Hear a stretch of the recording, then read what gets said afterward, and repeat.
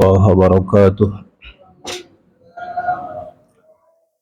إن الحمد لله أصلي وأسلم على رسول الله سيدنا ومولانا محمد بن عبد الله وعلى آله وصحبه ومن والاه.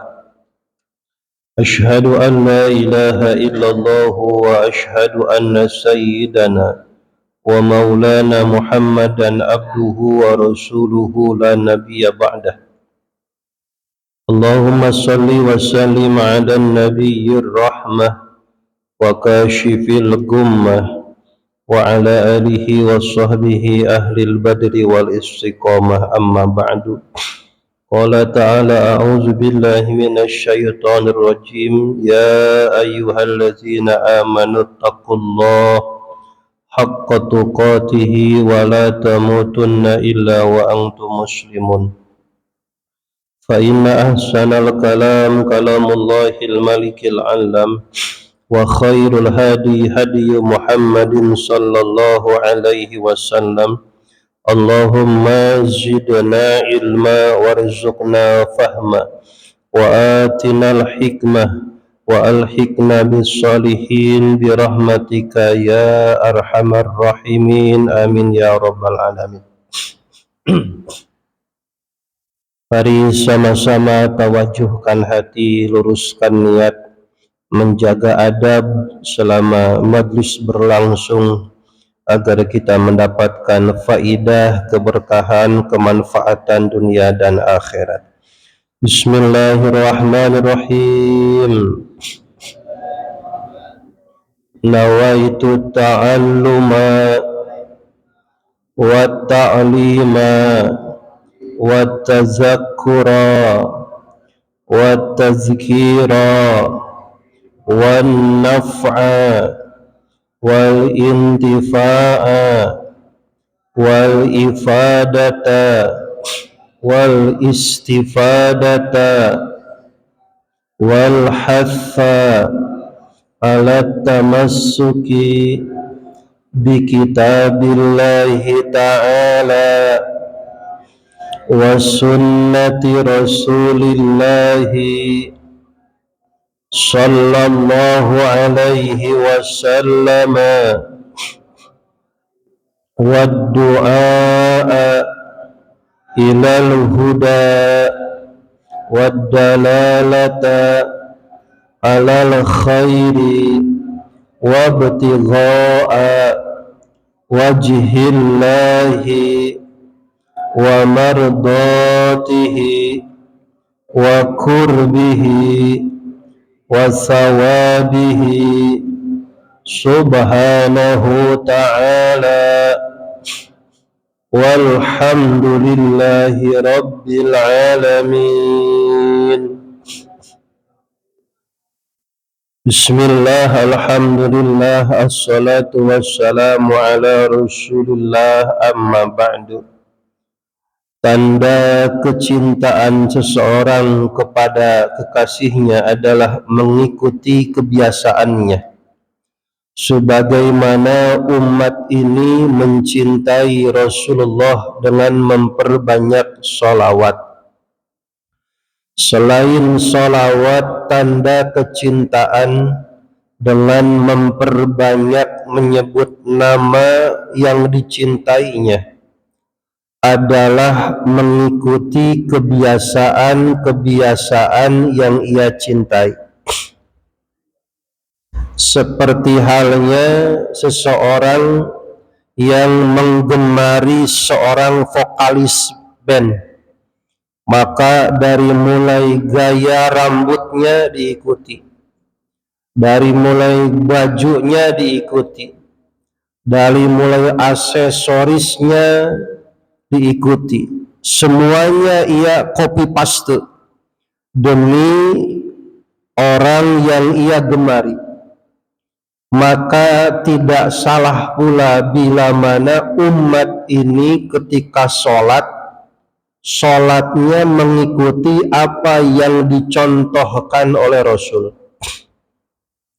Suatu ketika ada seorang laki-laki ditanya dan bertanya kepada Rasulullah Shallallahu Alaihi Wasallam.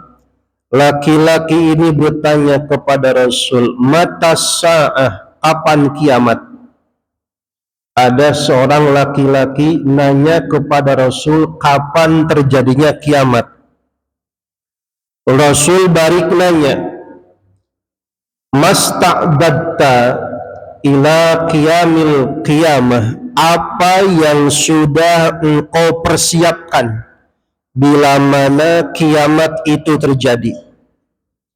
Laki-laki ini nanya, kapan kiamat Rasul? Rasul nanya, emang apa yang udah dipersiapkan oleh sampean bila mana kiamat terjadi? Jawaban laki-laki ini, hubbullahi wa hubbur rasulih. Yang aku persiapkan adalah cinta kepada Allah dan cinta kepada Rasulnya. Maka Rasul menjawab, yuhsyarul mar'u ma'aman ahabba ilaih. Seseorang akan dikumpulkan dengan orang yang ia cintai. Bila mana gaya hidupnya mengikuti westernisasi gaya-gaya orang barat, maka nanti pun dikumpulkannya dengan mereka-mereka. Jika umat ini mengikuti tata cara hidupnya, muamalahnya, ibadahnya, salatnya, mengikuti ittiba kepada Rasulullah, maka akan dikumpulkan dengan Rasulullah yaumal qiyamah. Maka bukan sekedar angan-angan kita sering meminta kepada Allah agar mendapatkan syafaatul uzma kelak di hari kiamat. Salah satu upayanya bukan hanya sekedar lipstik, bukan hanya sekedar pengen, bukan hanya sekedar ingin, akan tetapi perlu pembuktian. Di antara pembuktian kecintaan umat kepada Rasul adalah sholatnya sesuai dengan apa yang dicontohkan Rasul. Maka Rasul menyampaikan, sallu kama ra'aitumuni usolli. Sholatlah kalian sebagaimana kalian melihat praktek aku sholat.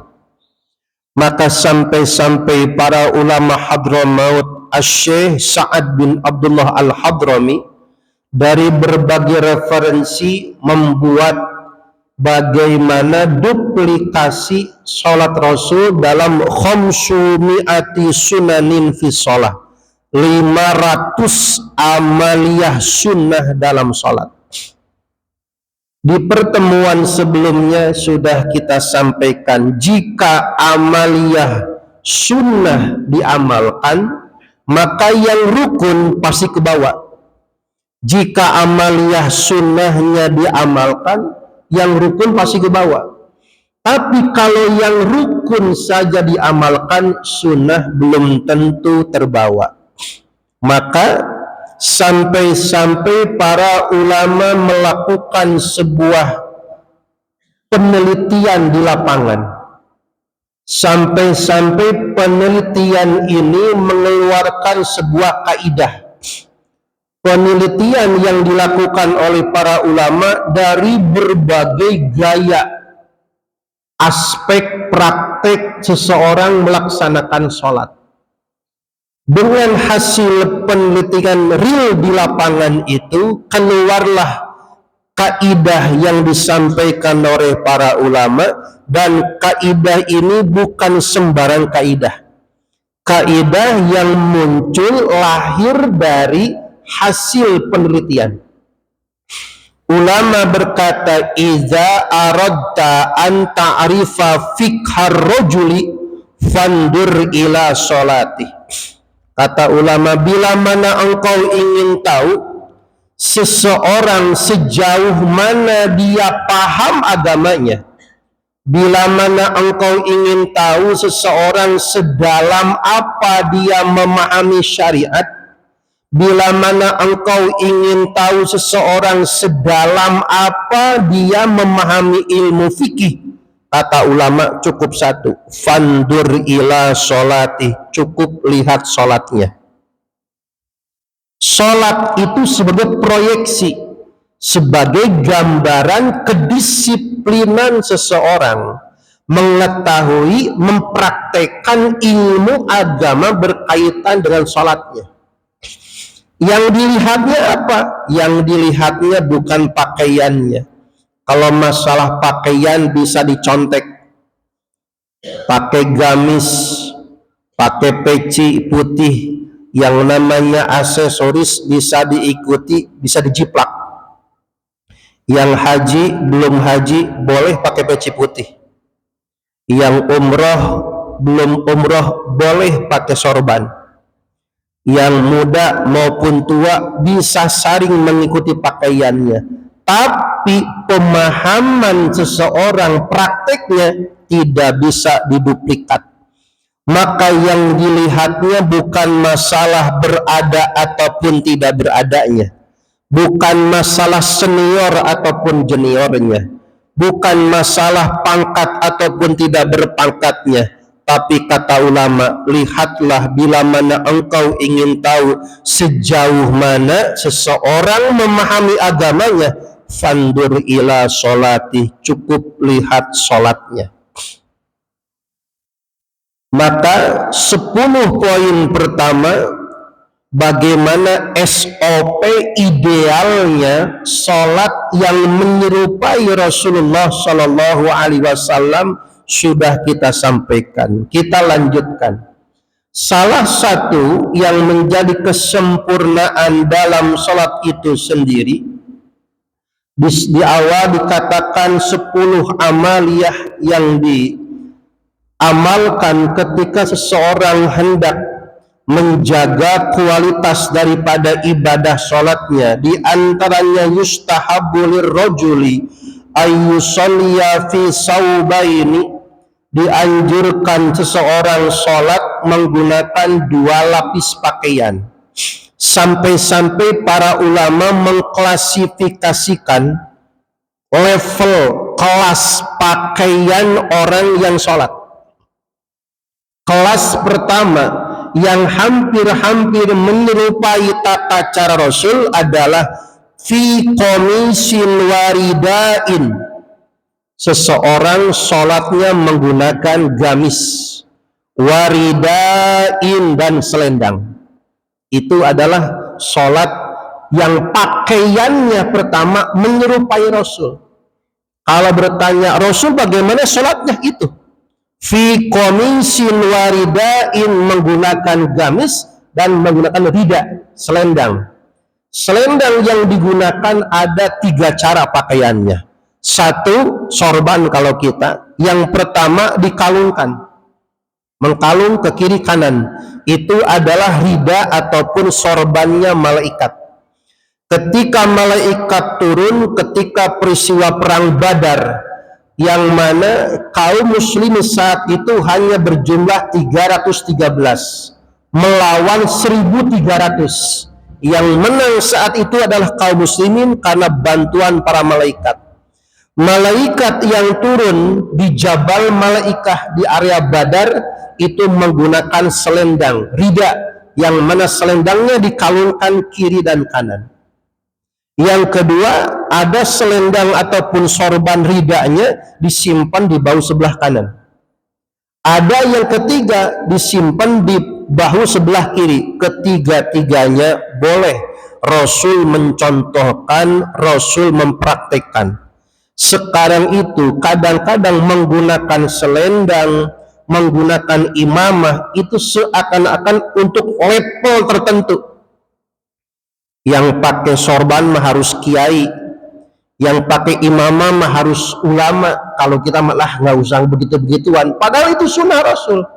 Dan hal-hal demikian sekarang dianggap asing, dianggap sesuatu yang terlambat untuk mengamalkannya. Sampai-sampai min sunanil mahjurah, di antara amaliyah sunnah yang hampir punah. Padahal itu adalah praktek di mana Rasul mempraktekkan dan umat sekarang sudah hampir-hampir menganggap benda yang asing, benda yang aneh dan ketinggalan zaman. Yang selanjutnya, au izarin wasarawil, yang kedua, jika tidak menggunakan gamis dan selendang, izarin wasarawil, menggunakan sarung dan dalamnya pakai lapisan sirwal, pakai lapisan celana komprang, celana pangsi. Kenapa demikian? Antisipasi takutnya sarungnya sudah lapuk, sarungnya sudah lama, jahitannya sudah rusak, ataupun memang sarungnya dipakai online 24 jam. Pagi pakai sarung, kongko ngopi pakai sarung, ngeronda pakai sarung, kongko pakai sarung, kena rokok pada bolong dipakai sholat, batal sholatnya. Kenapa? Karena sarungnya bolong. Maka untuk antisipasi daripada aurat terbuka, dilapisilah dengan celana sirwal, celana sholat, celana pangsi, celana yang menutupi bagian aurat dalamnya. Maka ini sunnah, akan tetapi sunnah jika tidak dilaksanakan hukumnya makruh. Kaidahnya, satu, bila mana amaliyah sunnah tidak diamalkan, sholatnya tetap sah, akan tetapi makruh. Akan tetapi bila mana amaliyah sunnahnya diamalkan tetapi prakteknya salah, maka bisa membatalkan sholat. Diulangi, amaliyah sunnah tidak menjadi mengapa kalau tidak dipraktekkan, cuman makruh, sholatnya kurang sempurna. Tapi bila mana amaliyah sunnah salah prakteknya, keliru melaksanakannya, yang sunnah ini bisa membatalkan sholat gara-gara gagal paham ketika mengamalkan amaliyah sunnah. Mana contohnya? Lanjut sunnah selanjutnya. Selain daripada menggunakan gamis, menggunakan rida selendang, menggunakan sarung, dan bagian dalamnya menggunakan sirwal, supaya al-yakin la yuzalu bisyak, seumpama sarung yang kita pakai sudah lapuk, sudah menerawang, sudah tipis, pada bolong ada lapisan dalam. Tapi kalau sarungnya menerawang, ketika berdiri kelihatan saking tipis sarungnya, maka dia seakan-akan membuka aurat, tidak sah sholatnya. Maka inilah pentingnya menggunakan celana lapisan dalam. Apalagi seumpama jika sholatnya di tempat terbuka. Di tempat terbuka kipasnya kenceng, waduh bahaya itu mah. Sudah mah sarungnya tipis, enggak pakai celana, lapisan dalam, kipasnya kenceng, waduh kesingkap mantep. Maka sampai-sampai para ulama sebegitu detailnya untuk menjaga kualitas sholat. Bila mana gamis tidak ada, rida, sarung, sirwa tidak ada, yang terakhir, bagaimana sholat walau ini sholatnya khilafus sunnah, tidak sesuai dengan pakaian yang menyerupai ketika Rasul sholat. Apa? Cukup nutup aurat saja. Akan tetapi zaman sekarang sangat minim sekali pemahaman tentang batasan pakaian sholat. Mana contohnya? Ketika berdiri pakaiannya aman, bawah pakai celana lepis, ke atas pakai t-shirt. Ketika berdiri aman, tapi ketika rukuk baru masalahnya muncul. Mana? Bagian belakangnya kesingkap auratnya. Di sini kelihatan awal daripada kaidah ulama. Bila mana engkau ingin tahu sejauh mana seseorang paham tentang agamanya, lihat sholatnya. Gak usah lihat detailnya. Direktur gak pengaruh, bawahan gak pengaruh, tapi lihat sholatnya. Pakaian yang dipakai itu memahami seberapa jauh dia kepedulian di hadapan Tuhannya. Menghadapi direktur, jangankan pakai pakaian kurang dasi minjam ke temannya, ngadepin atasan. Menghadapi Tuhan, sholat pakaian ala kadarnya. Maka para ulama pantas kaidahnya, iza aradta fikhar rajuli fandur ila sholati. Bila mana engkau ingin tahu seberapa jauh seseorang paham tentang agamanya, lihat tata cara sholatnya. Dari situ saja ketahuan seberapa pedulinya, adab etikanya seseorang ingin sholat berhadapan dengan Tuhannya. Sampai-sampai pakaian pun tidak dipersiapkan, padahal rapat planningnya udah 1 bulan. Betul-betul.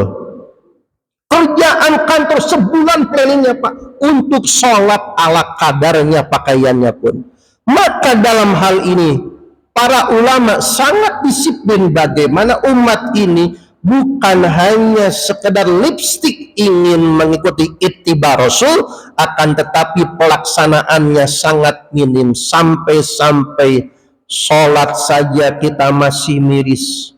Banyak orang yang sholat ala kadarnya pakaiannya, sampai-sampai pakaiannya nggak pernah dicuci 1 minggu, dipakai buat sholat.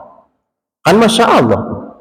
Maka ke bawahnya memang aman, ke atasnya menurut dia yang penting sopan, yang penting nutup aurat. Betul, ketika berdiri tutup aurat, tetapi ketika ruku tersingkap bagian pinggangnya, tersingkap bagian belakangnya. Apalagi posisi ketika sujud lebih nampak terbuka auratnya.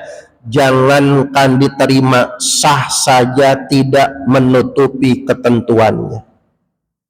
Maka dari apa yang menempel aksesoris dalam badan seseorang, lihat betapa kepedulian pahamnya seseorang sedang apa dan sedang berhadapan dengan siapa. Selanjutnya, labsul qofiyah, menggunakan kopiyah peci. Nah, sebagian daripada adab, sebagian daripada etika, sebagian daripada akhlak.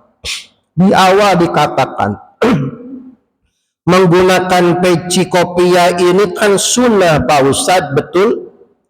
Nggak pakai peci nggak ngapa-ngapa, cuman tidak sempurna.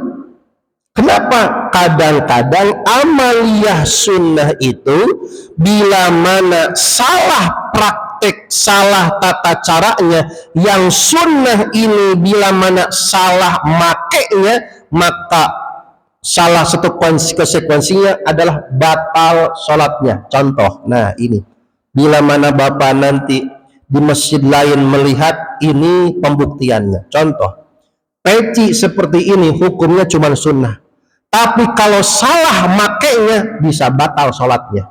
Mana contohnya? Di mana-mana kalau sholat pecinya angkat ke atas, jidat terbuka, ini sholat. Tapi kalau orang pecinya sampai nyimpennya di atas alis gini, alis, yang awalnya ceritanya nyunah sholat pakai peci, tapi dia nggak tahu pakai pecinya bagaimana, asal nemplek saja. Maka ketika pecinya terlalu depan, ketika sujud, pertanyaannya, yang nempel jidat apa peci? Batal sholatnya. Dan itu berpuluh-puluh tahun sholatnya begitu. Bayangkan. Dan itu banyak. Padahal sunnah. Tetapi kalau sunnah yang ini tidak tepat makainya, maka batal. Yang sunnah ditinggalkan makruh. Tapi kalau sunnah keliru, sunnah salah, maka batal sholatnya. gara-gara peci saja bisa membatalkan sholat, padahal peci itu dipakai puluhan tahun, prakteknya begitu. Bayangkan. Maka pantas para ulama, kaidahnya begitu. Iza aradta fiqhar rajuli fandur ila sholatih. Bila mana engkau ingin tahu sejauh mana pemahaman seseorang tentang fikih, lihat sholatnya. Dari pecinya saja kelihatan. Kalau orang mau sholat, pecinya ke atas, set, maksyufatal jabhah, terbuka jidatnya. Seumpama mau pecinya mahal sekalipun, murah sekalipun, yang awalnya mengikuti sunnah menggunakan kofiyah, akan tetapi amaliyah sunnah ini gagal paham, salah menggunakannya, sampai pecinya menutupi area untuk sujud, sekalipun dia batal sholatnya.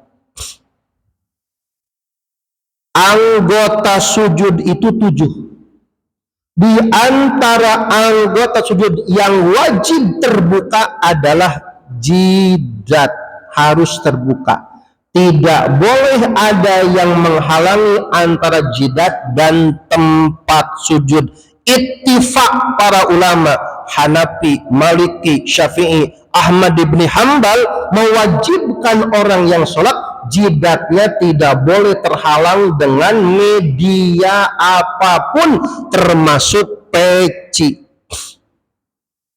Yang awalnya ini sunnah, tetapi memahami sunnah gagal paham, pecinya terlalu depan, nutupin area untuk sujud. Sujudlah dia bukan di jidatnya, tetapi sujudnya di pecinya, padahal peci itu adalah benda asing yang menghalangi, maka batal sholatnya. Dan bila mana Bapak nanti melihat seperti itulah sejauh mana pemahaman seseorang tentang fikih sholat, maka yang sangat dianjurkan dalam kategori kelayakan seorang imam al-faqih, orang yang paham ilmu fikih, bukan yang banyak hafalannya. Seorang yang hafal Quran belum tentu dia paham tentang kriteria bagaimana jadi imam. Maka yang dianjurkan al-alimu al-faqih, yang tahu bagaimana kredibilitas tata cara menjadi imam. Masalah hafal Quran zonanya beda. Maka bagaimana seseorang sholat, itulah pemahamannya seseorang tentang ilmu fikih, terutama tentang masalah sholat. Dalam beberapa kasus, peci ini hukumnya wajib bagi seorang, padahal hukumnya awalnya sunnah. Tapi ada kalanya hukumnya wajib bagi siapa? Bagi orang yang rambutnya panjang, wajib pakai peci. Kenapa wajib? Karena kalau orang rambutnya panjang nggak pakai peci, ketika sujud pasti rambutnya akan menghalangi jidatnya. Dan bila mana setiap sujud singkapin, mau sujud singkapin, sujud singkapin. Berapa banyak gerakan untuk mengikapkan rambut, batalat sholat itu, batal sholatnya, kebanyakan gerak. Dari situ juga masalah juga. Maka dalam amaliyah ini dikatakan awal, bila mana sunnah sesuai proporsinya, maka sholatnya akan naik kualitasnya seperti halnya sholatnya para sahabat. Maka di antara amaliyah Rasul adalah menggunakan kopiyah, menggunakan tutup kepala sebagai tanda penghormatan, sebagai ta'zim ketika sholat yang kita hadapi adalah Allah Jalla Jalaluh, sehingga sebanyak apapun ilmu di dalam kepala kita, Sebanyak apapun pengetahuan yang ada di dalam kepala kita, tutupi di hadapan Allah, nggak ada ilmunya. Itu maknanya. Maka sepintar apapun dia, profesor sekian apapun, di hadapan Allah tutuplah kepalanya.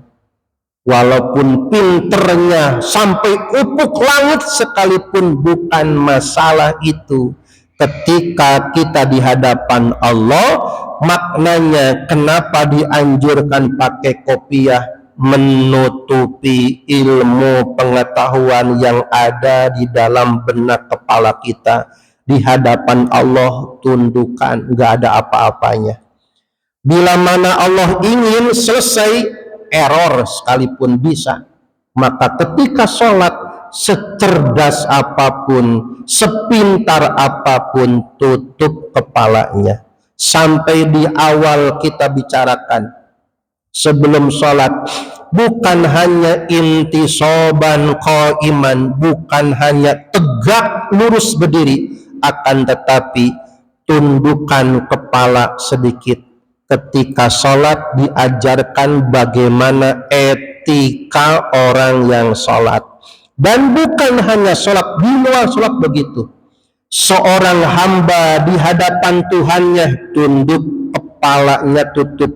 Secerdas apapun tutup. Sepintar apapun tutup. Yang menganugerahkan ilmu Allah tutup ketika sholat.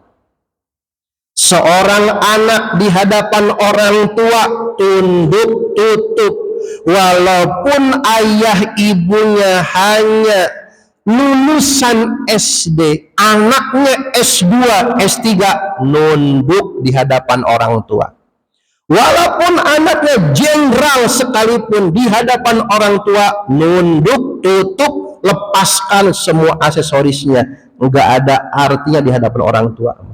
Demikian di hadapan Allah, secerdas apapun, sehebat apapun, tutup kepalanya. Itulah akhlak dalam sholat.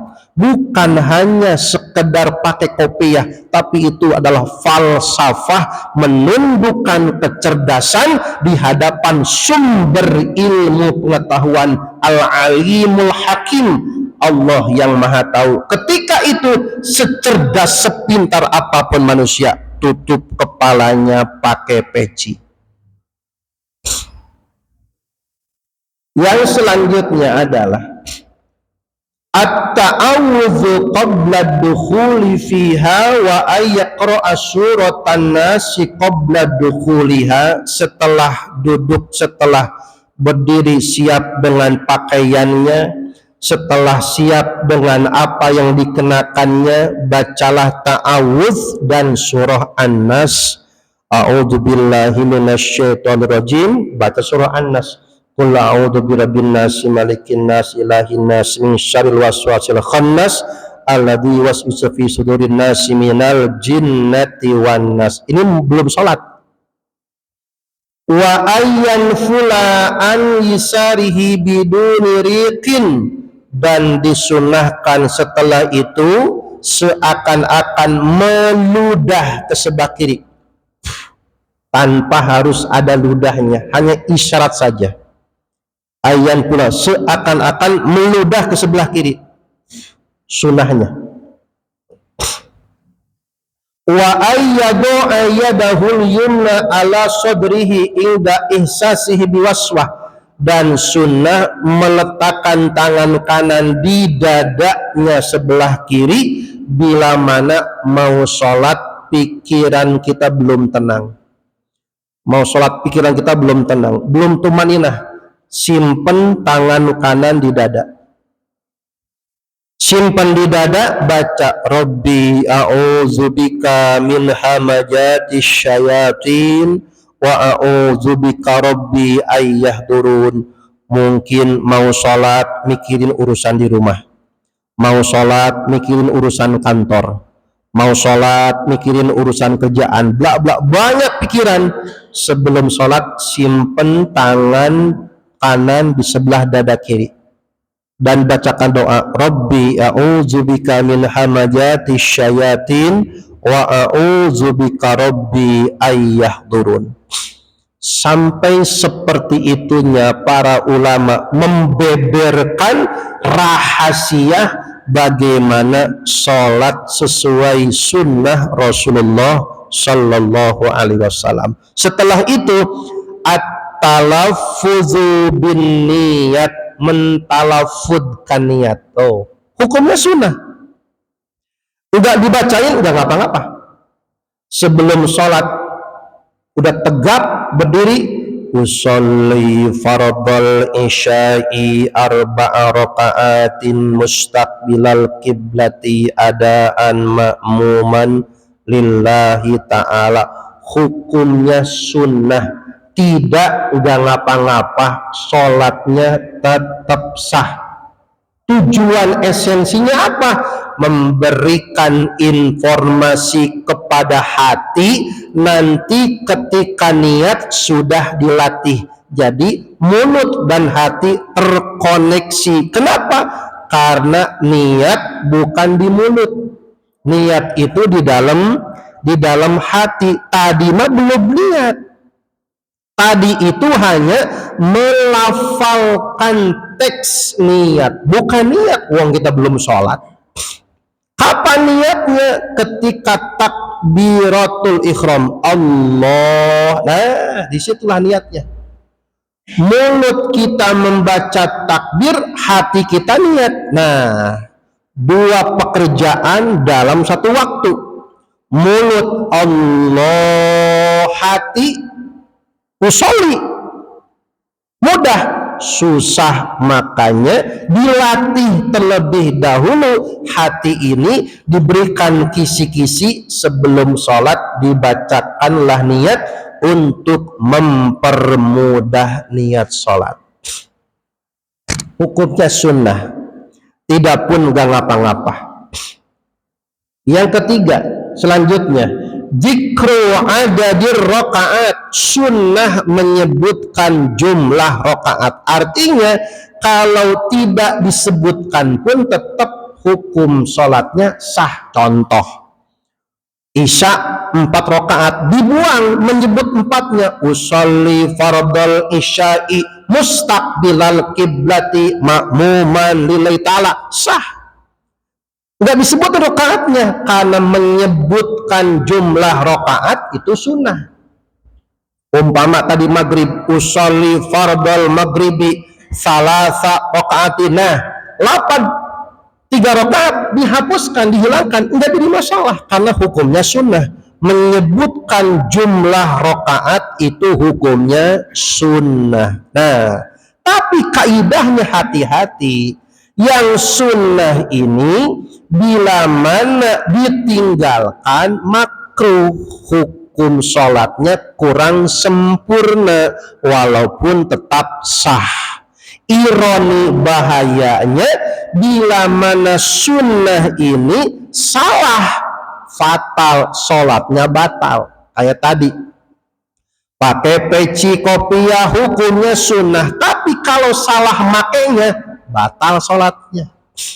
Sama, menyebutkan jumlah rakaat pun sunnah, tapi kalau salah nyebutin jumlah rakaat batal sholatnya. Contoh, seharusnya sholat isya 4 rakaat, salah nyebutinnya, usolli fardul isya'i rakaataini mustaqbilal ka'bah lillahi ta'ala, salah nyebutinnya. Saya niat sholat isya 2 rakaat, 2 rakaat.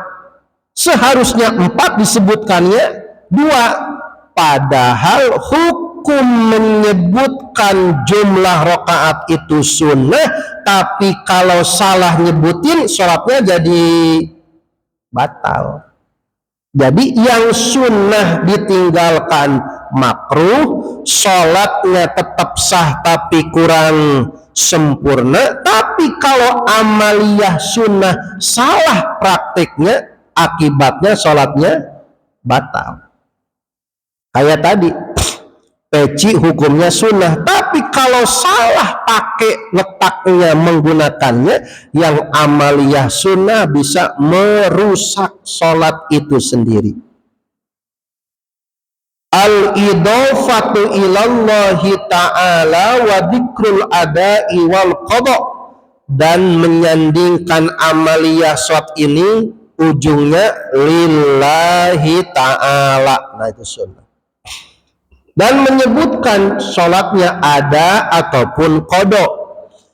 Apa itu sholat ada, Pak Ustadz? Sholat ada adalah sholat yang dilakukan masih berada pada waktunya. Nah, sekarang nih, sebentar lagi isya, beberapa menit lagi.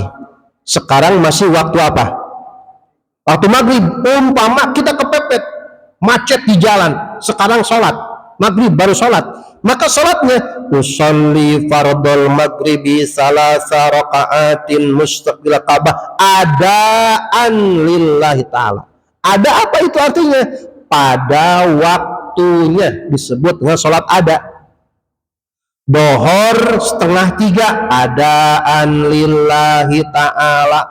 Asar 5:30 adaan lillahi ta'ala. Tuh, itu namanya sholat pada waktunya, disebut dengan adaan pada waktunya.